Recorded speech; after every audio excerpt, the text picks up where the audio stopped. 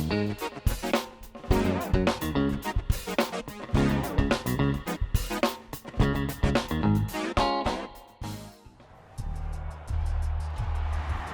day is pretty much what you live for. When I'm out on the field, I'm cheering for my city. Fans all around you. You feel safe. We're a family. It is the hardest thing to walk away from. Game day doesn't completely make up for the fact that we work for 9 months straight with no paycheck. You want me to volunteer my time so you can make money? Why would a grown woman want to be a cheerleader anyway? Show off your body. We had to stand there and do jumping jacks. Sometimes there was just nothing you could do. You're not cheering this game. They don't treat football players this way. They don't even treat mascots this way. Women work hard, and they're constantly having to say it and prove it. Football and cheerleading, I mean, nothing's more American than that. Well, unfortunately, nothing's more American than cheating workers out of an honest day pay, too. They were getting away with this, putting this contract in, having 40 women every year for 50 years sign this contract. Shame on you, particularly the ones who have daughters. Shame on you. Guess what? The law is bigger than you. Politicians, Hollywood, the NFL, they're losing control right now. As the lawsuit progresses, I am fighting for women's right, for equal pay, for equal treatment. I'm extremely proud of the women who have come forward. We are not going to stand for this anymore.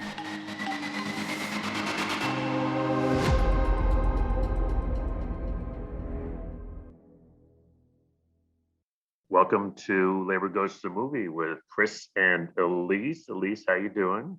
I'm doing great, Chris. How are you? Not too bad. We can start out with our usual question as we're waiting to be joined by our guest. Seeing anything good lately? I saw this film. You did, that's right. You did your homework. I did my homework, and I'm fascinated by it. Did it annoy you as much as I thought it might? Yes and no, because I'll tell you why. Remember when we were in London for the Workers' Culture Conference? Mm-hmm. I went to a workshop where there was someone who was doing a film on the follow-up to Gloria Steinem's A Bunny's Tale with Playboy bunnies. Right. And we had this whole discussion about payment and the work and how they viewed their work versus how feminists viewed their work. And so I had that lens on as well. And it was really, okay. So what did that, and we can talk about it when we interview but how did that, because I know when I saw it when it was shown at AFI Silverdocs a couple of years ago. Mm-hmm. And then of course we showed it last week in the Labor Film Fest, and that chat blew up, Elise. People were just so pissed off and upset. And what was cool about it, what I like about showing films online is that you've gone to films with me. I do not like to talk during a film when I'm sitting in the theater. Don't talk. We can talk during the previews and all that. Oh, yeah. Film start, ixnay, no nay on the talk K. Yeah, very strict on that. Pretty relaxed about other things. And then afterwards, we will talk forever. Oh. Stop. But I have to admit that I enjoy the folks chatting, with these online things. And I'm trying to think about why. I think for one thing, I can choose to monitor the chat or not. So that's different than that person sitting next to you who just can't shut up. And right. Mm-hmm. So maybe that's one difference. But also, especially with a film like this, it's so, the reaction was just so visceral to watch people reacting in real time as each revelation comes out in the film. So that was kind of cool. What did they say? Because I had no chat room. So I did ask a couple of friends who watched it the other night, what did you get from it? And they were waiting for me to respond. I should go back and pull the chat. I'll just do this from memory. Mostly, and it was almost an entirely female audience, I should say. Oh, interesting. A couple of guys. Yeah. Yeah. Because of the title, A Woman's Work, you think? I was a little disappointed not to see more guys there. You would have thought the cheerleaders would have been a draw. I thought, interesting. That's Yeah, it was interesting. And then I think people were just reacting to, I think there were frankly, and maybe this is what helped you, there were a lot of things that they did not know, like that cheerleaders basically don't get paid. So people, were reacting, oh my God, that's horrible. And then they find out what they do get paid, which is so piddling. And then the way that the owners who make, a gazillion dollars. Yeah. Yeah. So I wanted to mention also, I was working on Labor History Today podcast, and yesterday was the, I think, 67th anniversary of the release of Salt of the Earth. Oh, wow. Yeah. Wow. Salt of the Earth. We showed it at the National Labor College, and there was a couple of women from Croatia, I think, in the audience, or some other former communist country, who said, "You call this communist?" That's funny. Yeah, she was like, "That's ridiculous. This has got nothing to do with communism whatsoever. Who said this? Who banned this?" And we're like, United States, it was a time. That's the thing that when I was doing a bit of a deep dive into it, it was banned when it was released because all the filmmakers have been blacklisted and either were communists or hung out with communists, as so many folks did back then. And what I'd forgotten was that it was difficult to make because some right-wing congressmen found out about it and some right-wingers on them showed up like on the set in New Mexico and harassed them. And so it was actually difficult to make the film. It was banned across the country. Some of the union, I think the projectionist union, and remember this was the 50s, so they were throwing communists out of unions across the country. Yeah. And the projectionists refused to show it.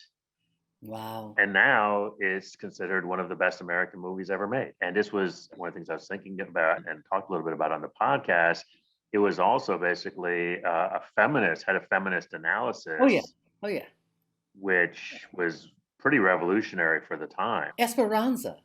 I mean, what just occurred to me was like, we could do a talk on female sheroes, women sheroes in film, from Esperanza to Scarlett O'Hara. Like example of just two different women and experiences as a hero central character.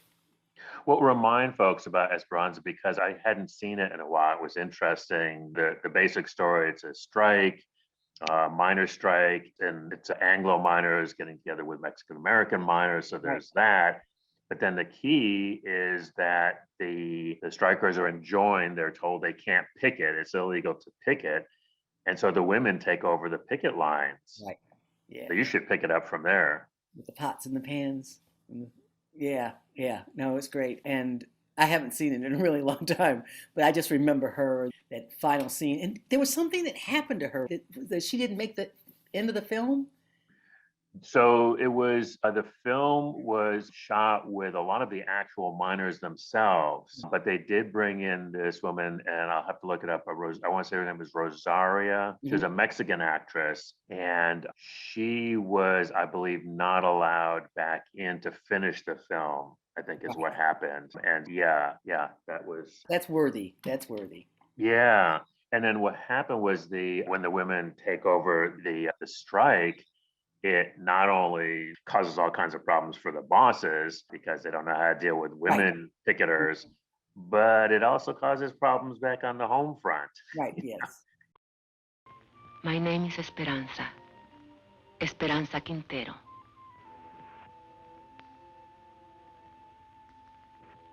I am a miner's wife. 18 years my husband has given to that mine, living half his life with dynamite and darkness. Miner wants to get his brothers out in one piece. You work alone, savvy? You can't handle the job, I'll find someone who can. Who, a scab? An American. We gotta get equality on the job. Then we'll work on these other things. Leave it to the men. I see. The men. Your strike may be for your demands, but what wives want, that comes later, always later. Now, don't you start talking against the union again. All the next week, I kept thinking about my mañanita. I had never had so nice a party. It was like a song running through my mind.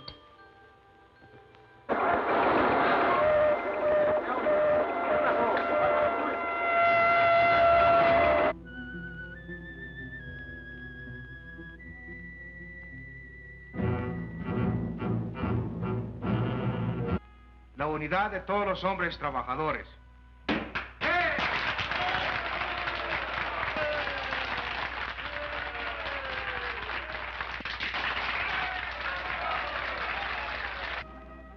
Much like any other strike. There would be no settlement, the company said, till the men returned to their jobs. Coffee.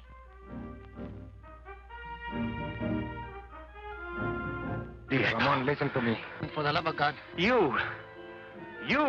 I'd expect it of an Anglo, yes. Ramon, I'm in but jail. you, I had to get a job. you, Judas. Black sucker. Ramon, my kids. Tú, traidor a tu gente, rompehuelgas, My kids don't have enough desgraciado. to eat.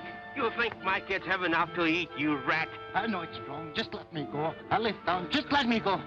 It's only fair if the women be allowed to vote. Especially if they have to do the job. Women who got nothing to do with the strike. Somehow they heard about the women's picket line, and they came. Standing by the water, we shall not be moved. Queremos baños, queremos baños, queremos comida, queremos baños, queremos comida, queremos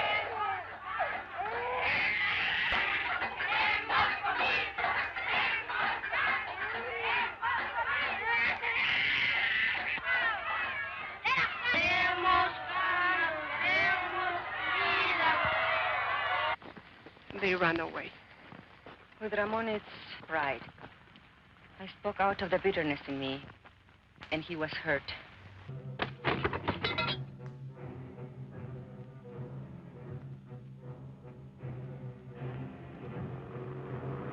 Go, please, come on.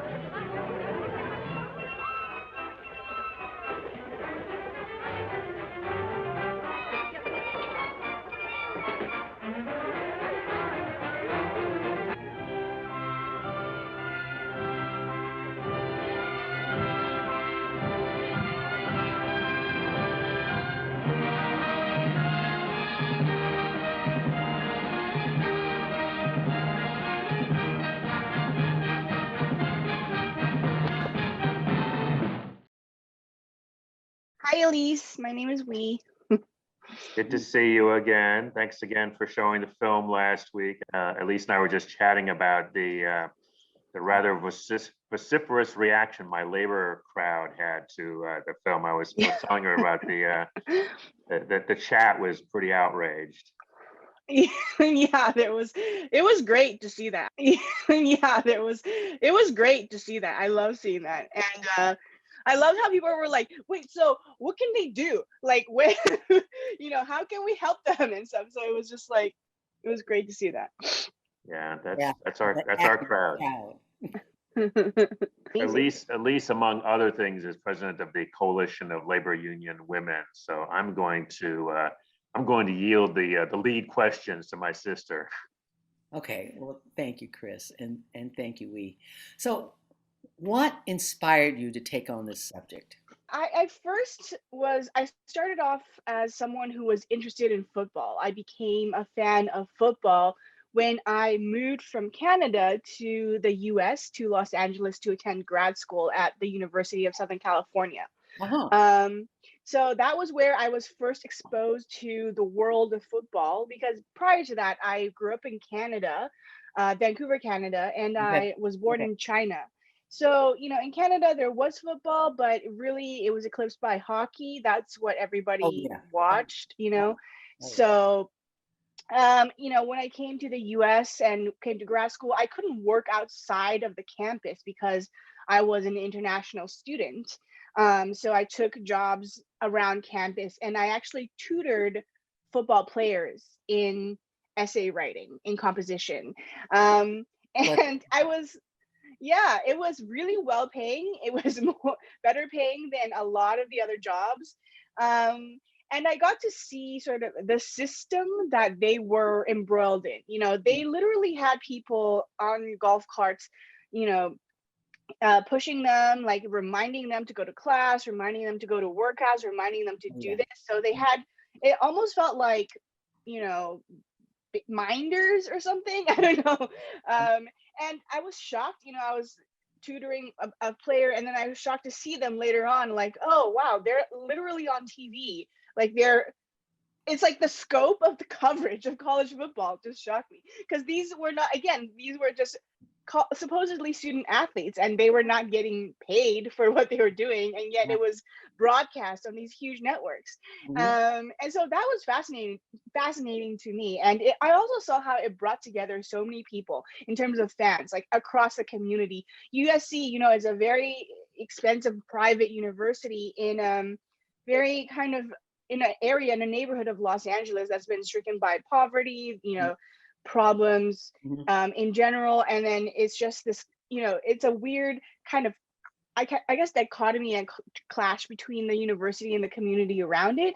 But through football, it really brought so many people together that would never really necessarily come together. And I came to pay attention to the culture of football, watching movies and watching TV shows like Friday Night Lights, Any Given Sunday. And then from there, I started watching the game. And all of the things of why people love football are true for me. It's such an exciting game to watch. It's not just about the violence, but it's about the athletes too, the narratives of the athletes, the coaches, and the way the game is parsed out. There's such a narrative, like anticipation, and the possibility of having a game turn around from someone who's being so behind to come back and win.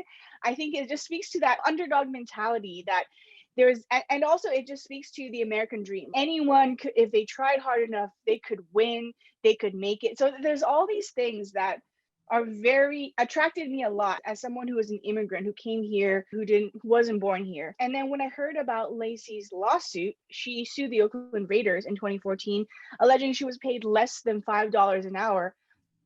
That opened my eyes really to the other side of it, where cheerleaders are icons of the football culture, and they have been also in movies and narrative around this culture for so long. They've been so intrinsically a part of it, and it was shocking to me that she was being so undervalued. And as someone, again, who was born in China under the one-child policy, I had a very sort of natural understanding of sexism from a very young age, because I was born a girl. That was a whole thing. It was not like, like my dad said, it's not so simple for a woman to be born and to start life. It's much easier for men or a son to be born in his eyes. So that was, what. Interesting. Yeah. So I had an understanding of that from a very young age. And so when I came, to Canada and to the US, where supposedly there's equality, supposedly it's, democracy. Again, I wanted to interrogate that. I wanted to really examine how that actually works and why. So I decided to reach out to Lacey and ask her about her story. Wow. I wanted to sort of pick up on the being born in China as a girl, which I think you probably have a question on that, Elise. Oh no, I'm right there. That was where I was like, wow, because of your age, I would have thought that things had changed in some way. I was thinking, oh no. Yeah. Not for me. Please, just give us a little bit more. What did you learn? What was it? I heard what your father said, but how did it manifest itself in the culture as it impacted you? And how old were you when you came to the United States? So I was born in China, and then I grew up there until I was 7 years old. And so my dad is a visual artist. He's an artist. So I was born and grew up in an art school in China, work and have art shows and everything. The prominent artists were all men, and especially the ones who were recognized by the West, whether it was the European art world or North American art world. Most of them were men. And so that's the world that I grew up in. And I never really saw, maybe there was like one or two women who were around, but they were like the ones that shaved their head or something, or like they were very much like not necessarily like female identifying in a way. So it was very I just knew from an early age that this was like visually the reality, at least of the art world. And I was very much interested in art and storytelling and film. And again, going into film, like as I went to college and started working, that was very much obvious that this was a male dominated industry. And even growing up, that when I look back, all the directors that I loved and looked up to were also men, which at the time I didn't really think about as much. But as I started making my own work and looking at my inspirations, I realized, wow, this there's what, like 1 or 2% of women directors in Hollywood right now. It's something that I think just impacted my whole life. And I think the thing that was interesting to me in China specifically is like Chairman Mao, he said, women hold up half the sky. That was his propaganda of what he wanted to convey about equality and the genders. But on the other hand, you see the obvious imbalance and the obvious inequality of Chinese society and culture. I think that kind of duality, I don't know, hypocrisy or something, is something that I was also really aware of. And that's something that I wanted to look into in this film as well. Because on the one hand, the cheerleaders are so glamorized and they're so publicized. They're used as marketing tools basically for the teams, and they're held up as these meeting the standard of these extreme beauty standards and held on these pedestals, but at the same time they're also completely devalued and told, where we can replace you at any moment, like you really actually don't matter, but also you're a part of our family. Yeah, I heard that. I heard that. And so and I think it's fascinating. So you went to college to study film and fell in love with football, which has got to be the most macho, male-driven testosterone festival of brute strength that exists. When I went to my first football game, we played touch football as a kids, girls and boys, when we were playing. I was growing up as a kid, but when I went to see an actual football game was when I went to college.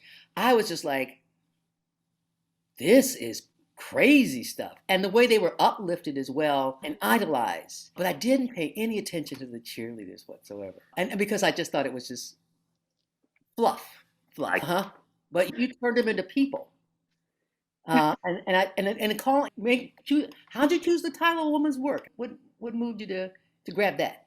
Because one of the things that Chris talked about is that there were so few men in the audience. There were few men, I shouldn't say so few men in the audience that viewed it. And I thought, well, that's interesting. It's a movie about cheerleaders. It's all about flash and dash. And the guys didn't want to show up for that, but it was called A Woman's Work. Might that be a deterrent? And how did you choose that title? That's funny. Yeah, I never thought of that maybe. So it's interesting because A Woman's Work, the title, it was always that was the first title that I really thought of actually for the film. I think it's because when I read about Lacey's lawsuit and I talked to Lacey and her attorneys, her employment attorneys, that conversation was centered around, this is work. This is unpaid labor. This is wage theft. You know, at the heart of everything, this is wage theft. And this specific work of cheerleading is part of this huge multi-billion-dollar industry, and it's being completely undervalued. And so that made me think of the stereotype. That's just women's work, which gets tossed around a lot. I feel like every woman probably has had someone say that to them, whether as a joke or meaning something serious. Okay, you should cook, or you should clean, or whatever, or take care of things that are taken for granted, like housework, childcare, like all these things, care work for elders and family. And I feel like during the pandemic it's interesting because all of those things people have begun at least a little bit to realize that those things are actually essential. But in doing a lot of research for the film and looking at like second wave feminism and all of those things, and realizing that kind of dialogue around that unpaid labor that in the domestic space has been around for decades. And that was something really that was interesting to dive into. And the fact that my main characters like Lacey and Maria, Lacey, she started off with one daughter, and then through the span of filming, she had 2 more children. And her employment, it was just such a sort of tumultuous relationship with her work outside of the home, in terms of her passion for dance and trying to make a living, trying to make some money to contribute. And it's not just, not just have her husband as the sole breadwinner, and in then needing to follow what he does and where his job takes him, and having the whole fate of the family follow him in a sense. It's just, I feel like from the beginning that became a metaphor. This like devaluation within the workplace of cheerleaders is similar to some of the invisible and devalued work that all women have to deal with. Yeah. I worked as a nurse's aide, and the guys who worked as orderlies were paid more than us. Wow. And the same thing was true in a hotel. I worked as a maid in a hotel, and the guys, the housemen, as they were called, who did nothing but collect the sheets that we took off the beds, were paid more than us. And you mentioned the second wave feminism. So I wonder if you could tell a little bit more about that and how that impacts your work.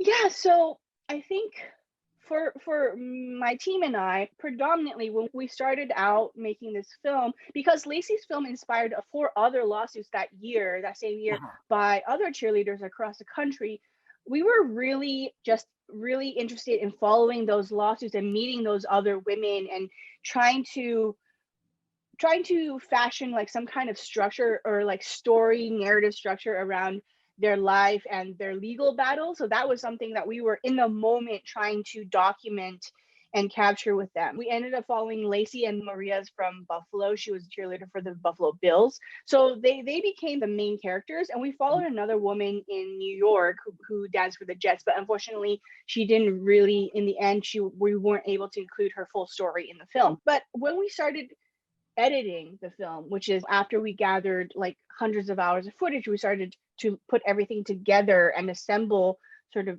the film. That's when we realized that we really need to do a bunch of research, because the other part of it that was missing at that point was archival footage, meaning whether it was footage put out by the NFL or the various teams, whether it was news archival footage or historical archival footage. Maybe a lot of that we wouldn't actually necessarily use in the final film, but we wanted to get the background knowledge at least for ourselves, so that we knew though these women were fighting for rights, that it's not like they just started doing that and no one else was doing that before. This is something that women have been fighting for a really long time. And I think historically it seemed, and just in the process of even pitching our film, it seemed like the cheerleading or that kind of work was really left out of the traditional progressive feminist sort of narrative. Because I think a lot of people were very taken aback when we were pitching the film, thinking like, oh, why? That's, why don't care about them? Why don't you make a film about their lawyers, who are these amazing like feminist lawyers who have been working in employment law for 25 years? I'm like, yeah, they're also amazing, but this is a story about how all these different people came together to fight for the same rights. And I think that's what we realized, more context. So that's when we started doing some research into the different waves of feminism. And of course, that's when, like through the making of the film, the Me Too movement also happened, and we saw more women coming together. All of that kind of trickled its way into the film. Yeah. So what occurred to me as I was watching it was also that Gloria Steinem had years ago got hired as a Playboy bunny, and basically worked as for a month in that job. And I went to a conference 2 years ago now, I guess it was, in England, where someone was writing a paper about the Playboy bunny's response to Gloria Steinem's criticism, because what they talked about was, this is work. And that's the attack you came from right from the beginning. These are, as I was watching the opening, when it opened, I was like, they're dancers and they're athletes. It takes a lot of energy, power, and muscle to pull off what they're doing. And it's service work and it's entertainment. People in Hollywood do it all the time and nobody goes, what a waste of time. But I hadn't thought of it that way till I saw your film. It like changed, it made me go, oh yeah, gosh, yeah. And because it's based on a sexist view of women's femininity, not to mention sexuality, that might, and I thought there would be more criticism in the chat room, which I didn't get to see, folks. But what you did is you turned it on its head and said, oh no, this is real work and it has value and it's not being valued. And somebody's making a lot of money off of it. Yeah. And I think compensation, this gets us back to Jeff Bezos and Amazon and all that. Go ahead. Go ahead. Oh, but yeah, I was gonna say in our research when we were digging into archives, we're trying to also find some kind of historical precedents where it was this kind of work, where it was, I say, entertainment, athleticism, dance, and also involving sexuality. And we found that I think it was in the 1960s, like late 60s in Vegas, a bunch of Las Vegas showgirls actually unionized. So we were able to find like this archival footage of some news coverage of that. We weren't able to use it in the film, but that was something that was really, fascinating to us. And also, I think in Detroit, maybe the Playboy Bunny Club, the waitresses, they're actually unionized too. And they were asking for, it was just really interesting to see, they were asking for the same thing, like getting paid for all the hours of work they work, getting fair breaks, getting vacations, like medical, like all of these things that any working person needs. So I think a lot of the time, like when in the process of making our film, when we're talking to people, it felt like they were seeing this for the first time, or this was something that was so shocking, but actually it was very bolstering for us to see that, no, this is something, again, that has been going on for so long. Yes. So I say something that I was curious about that really jumped out when I watched last week when the DC Labor Film Fest showed it, which was, and I don't know if this was just something you couldn't get into the film or whether it didn't happen, but it was something that folks did talk about in the chat. Were there more people who were trying? These are all specific cases of specific cheerleaders who sued, but like in our world, people usually reach out and start organizing, right? And start trying to organize a union. And so I was curious about, it winds up being this real sort of one person against the NFL as opposed to a bunch of them. And in fact, and you do get into this in the film, a lot of the other cheerleaders turned on them. So I'm just curious to hear more about what actually happened and what you could use. Yeah, so I think I showed the shorter version of the film, which was like 54 minutes or 55 minutes. The longer version goes a little bit more in depth about the history of the Buffalo Jills in the 1990s unionizing. Unfortunately, though, their union efforts were broken because they actually were able to form a union, but the sponsor, they needed a sponsor to pay for their uniform and different costs because the Buffalo Bills refused to do that. So the new incoming sponsor didn't want them to be in a union and just said, if you want us to pay for these things, you can't have a union.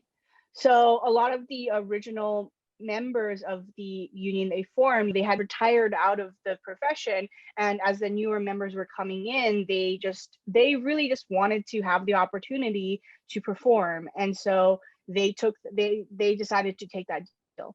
And fast forward 20 more years, Maria and also 5 other women who were part of their class action lawsuit, brought up these same complaints that they weren't getting paid for game day appearances. They were having to pay for their uniforms. They had to pay up front for calendars that then they were forced to sell. And all of these sort of unsafe work conditions also because they were forced to attend these fundraisers and things and golf tournaments where they had to entertain men. And that was very ancillary to what they wanted to do, which is dance and cheer and do what they love. It's interesting because you saw the effect of the broken union, that the same kind of problems and injustices just kept going until the next wave of women who were brave enough to stand up. And I think part of the problem in terms of just getting an effort to organize or getting enough energy to organize is that there's just so much fear and division really among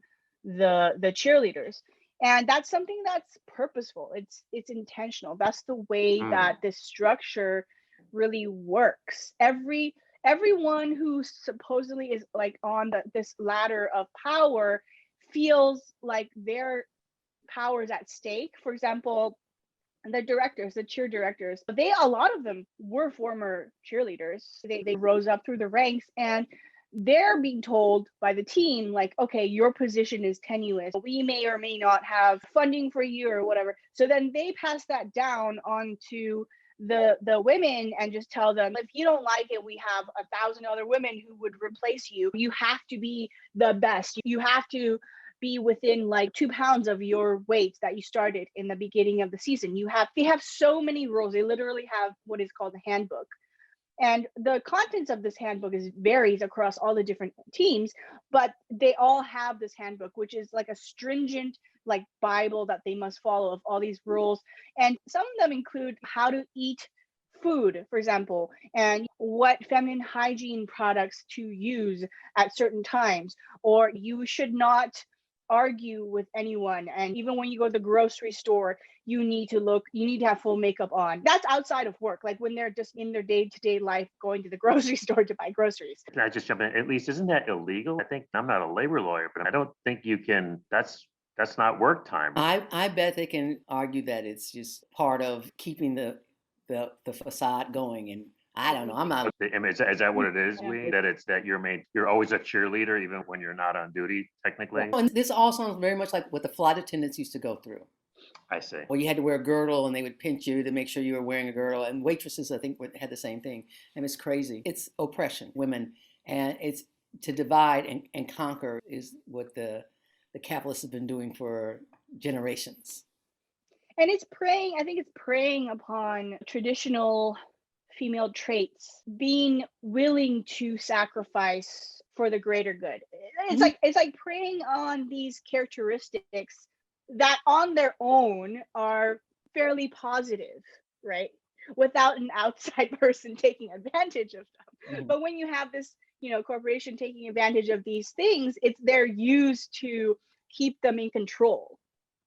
Oh yeah, and keep them divided. So yeah, and a lot of some of the women I talked to who were against the lawsuit, they were like, "This is not a job. This is something that I love. This is more than a job. It's invaluable to me," and all of these things. And just talking about money somehow, or asking for the fact that the lawsuits were asking for money, that was a moral sort of perversion of their original intent. And I think that's a big part of why like women are ashamed to ask for money or talk about money, is because of that kind of prevalent like cultural, I don't know, trend. Or I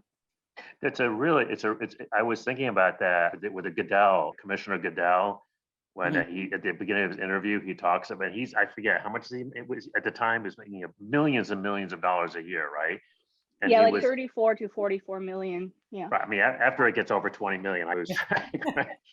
So he's making $30+ million a year, and he himself says, "Oh, this is great. I love it." And I'm thinking, so he gets this idea of a job that you love, but he gets $33 million a year for a job he loves. But you can't pay people who are also want to do a job that they love. It was, to me, I had this real sort of mental problem handling that. I think it's, as you pointed out, it's a devaluation of women's work that is, again, gone on for generations. And cheerleaders are really an important part of that whole keeping the energy going and keeping the crowds going. And a friend of mine said one time, Martin Luther King said that I'm a drum major for peace. And she said, let's say we were cheerleaders for change and palm people for progress. But you need somebody who's going, yeah, you can do it. And in this arena where they are making so much money, there's no reason why these women shouldn't be paid, except women's work is devalued. Taking care of them, cleaning homes, all of that, and much less being a powerhouse athlete to show your behind literally on television and garner them fans and money and sponsors and promoters who are making also gazillion dollars off of it. Exactly. And I think it goes back to also women's sports too. Because the sports world is so, in general, such a male-dominated space, and it's also a space where masculinity is really forged in many ways. It's like that kind of hyper masculinity is really performed in the world of sports, and so when you have women who are trying to break in or to trying to be acknowledged or recognized, it's like insane the challenge that it is. And for female athletes who are like, on the one hand, are not taken seriously for their athletic ability, but on the other hand, they're expected to look feminine. So if they're too masculine, like Serena Williams, there are people who are criticizing her. But then you have the other hand, like for ESPN or Sports Illustrated or different magazines, we want to have the women athletes pose in certain ways that are like attractive to men. So it's so many different double standards, and what is qualifies as sport and what qualifies as an athlete is determined by a male standard. And so they have to really come up against that. And I think right now, though, I feel like more and more women are understanding that we need to talk about it, and we need to come together to talk about it to make this different. And I think that's really encouraging to see that, especially in the context of cheerleading. I feel this year, especially since the film has come out, more cheerleaders have spoken out about these problems, and more women are demanding, okay, wait, no, we're athletes and we deserve to have a say in what the future of our industry. And like you mentioned, for so long, cheerleaders have been molded to what the teams feel like it would be attractive to male audiences. Obviously, they embody that extreme femininity, the sexiness, the glamour, all those things. But it's like the women, obviously, any cheerleader I talk to, they love it. They love the uniform. They love being out there performing. Like, it's amazing. But they're also like, if I had to dance like dressed in a cow outfit or whatever, I would. Or like in a nun outfit, I don't really care. It's just performing and dancing. And so it's so much creativity also. And they have years and years of dance background in all sorts of different styles of dance, and also cheer and stunt work. So it's like the richness and the entertainment value of what they do could be expanded so much if they were able to actually have a say in it. But right now, everything is just, oh, we want you to be like this. Oh, okay, you're complaining about sexual harassment. Okay, we're gonna bring in some guys and make you wear baggy clothes. So that's really like the answer right now for these teams. Oh yeah. And the whole power dynamics, power concedes nothing out of demand. And also that power is to women what beauty is to men. And so that dynamic is working there. And I can understand. It was like when, they interviewed the Playboy bunnies that were in front of him. They all said, no, this is my work. I do this. And you get affirmation for it. There people go, oh yeah, you look fab, you look great. But you didn't get no money for it. That was my last question. Chris might have another one. What was the learning from this? And again, what's been the impact? You started talking about like how people are responding. What are people getting back from it? And what did you learn? Wow. Yeah. What did I learn? I feel like I grew up in the space of making this film. So before this film, I had made a short documentary as my film school thesis. That was the only thing I had really made before. And then in 2014, I started this documentary and then another feature-length documentary that was wrapped up earlier in 2017. So this film, A Woman's Work, just took really long time to finish. Part of it was the lawsuits were just, I didn't know, like when I first came into it, I'm like, okay, I want to follow this legal battle. I did not expect it to take longer than a year, let's say. I don't know. Like in my naive mind of, okay, wait, they're asking for minimum wage. Why would they take this long? Like right now, Maria's lawsuit, the Joe's lawsuit against the Bills and some of the other sponsors, it's still going on. It still hasn't finished. So I didn't expect those legal battles to be so protracted. And I also didn't realize that I happened to drop in on these women's lives and meet these women at a very interesting sort of transitional point in their lives as they're really almost like the aftermath of their career, because they were basically blacklisted and they were not able to go back. And so it became more about like, how is their identity going to shift? Like, how are they going to see themselves differently? And how do they start to see the world differently? And it became about them like learning this knowledge, this self-knowledge, and then also seeing what their place is in this bigger picture. And that was extremely rewarding, because I feel like for me, that's also a similar journey that I went through, where I came to have a better understanding of myself. I came to have a better understanding of my skills as a filmmaker and my vision and what I love, like what I love about this job, but also what is problematic about my job, and also what is problematic about our industry of documentary filmmaking. And I think I was also very fortunate in these years to be part of these groups that started within the documentary world of filmmakers coming together, filmmakers of color, women of color coming together to really advocate for ourselves. So I think that's been a really interesting journey to witness and be a part of. And I think it was really hard, I think, for so long with this film to get people to see it, to be like,